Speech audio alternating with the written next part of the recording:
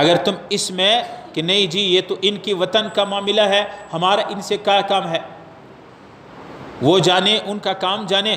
وہ جانے ان کا کام جانے، ہم سے کیا معاملہ ہے، ہمارا اس سے کیا تعلق ہے، اس قوم والے جانے اس کو فلان قوم سے تعلق رکھتا ہے، ہماری قوم کا اس سے کوئی تعلق نہیں ہے، وہ جانے اس کا کام جانے، پھر نہ وہ رہے گا نہ تم رہو گے۔ قرآن کریم میں اللہ تعالیٰ نے مسلمانوں کے غلبہ، مسلمانوں کی فتح، مسلمانوں کے حکمران اور مسلمانوں کو اسلامی سلطنت پہ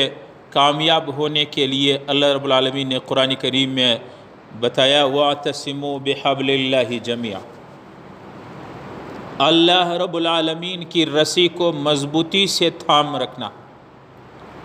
جب مسلمان، تمام مسلمان، چاہے جس علاقے سے تعلق ہو، جس زبان سے تعلق ہو، عربی ہے اجمی ہے، عربی بولنے والا ہے اجمی بولنے والا ہے، کالا ہے گورا ہے، جس علاقے کا رہنے والا ہے، جس زبان کے بولنے والا ہے، لیکن ان سب کے مرکزی نقطہ وہ اسلام ہے کہ اسلام پہ سب نے اسلام کی رسی کو اتفاق سے، اتحاد سے تھام رکھیں، تو یہ مسلمان اللہ رب العالمین پوری دنیا پہ غالب کر دے گا۔ ان تنصروا اللہ ینصرکم، اگر تم اللہ کی دین کی، اللہ کی مدد کرو گے تو اللہ تمہاری مدد کرے گا، اور دشمن پہ اللہ رب العالمین تمہیں غلبہ عطا کرے گا۔ اور اگر تم نے آپس میں بے اتفاقی کا مظاہرہ کیا، اگر تم بٹ گئے اور تقسیم ہو گئے، بے اتفاق ہو گئے، زبان کے لحاظ سے تقسیم ہو گئے، یہ عربی ہے یہ اجمی ہے،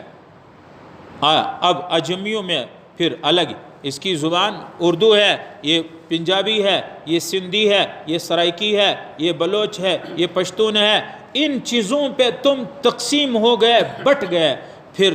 اللہ رب العالمین فرماتے ہیں ان چیزوں پہ تم نے اختلافات شروع کر لیا، بے اتفاقیاں تمہارے اندر آ گئے، تو سمجھ لینا تمہارے اسلامی وہ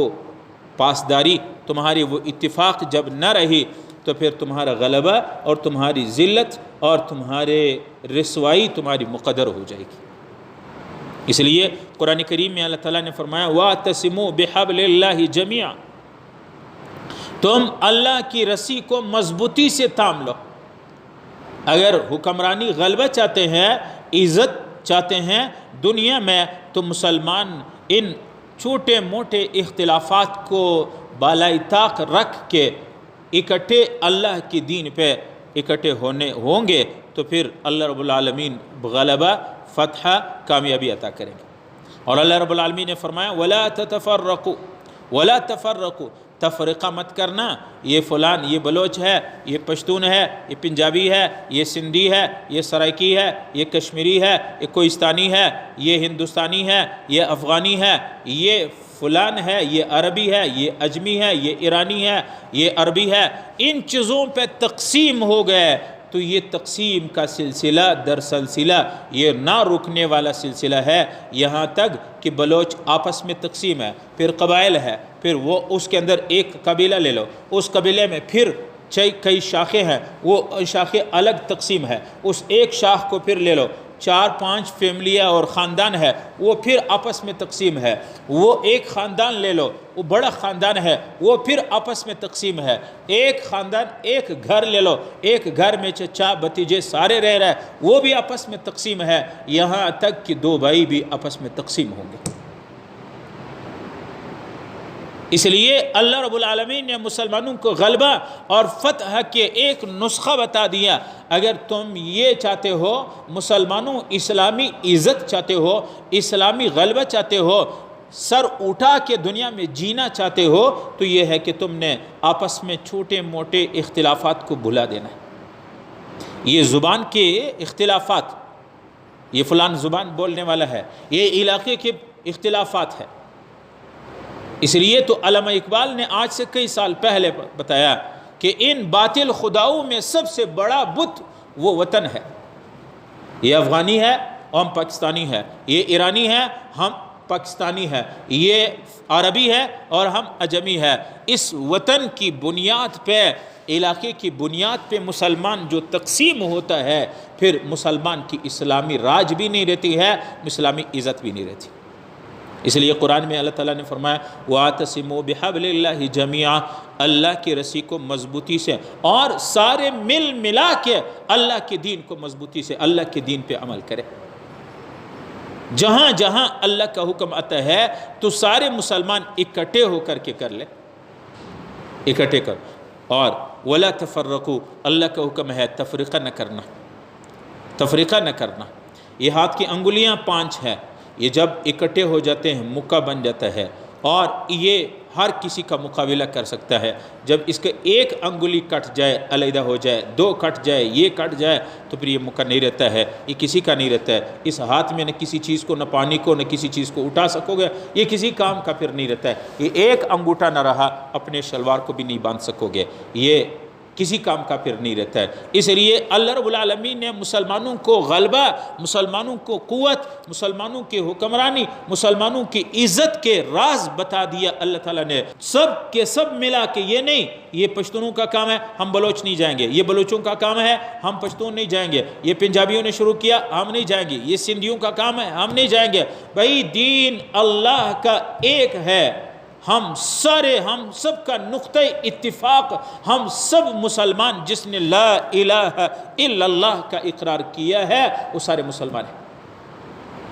وہ سارے مسلمان ہیں۔ وہ اللہ رب العالمین، اللہ کے نبی نے فرمایا قرآن کریم میں، اللہ تعالیٰ فرمایا انما المؤمنون اخوہ، مومن جس نے لا الہ الا اللہ پڑھا، چاہے وہ مشرق کا ہے، مغرب کا ہے، چاہے عرب ہے، چاہے عجم ہے، چاہے جس زبان کے بولنے والا ہے، وہ سارے کے سارے ایک ہے،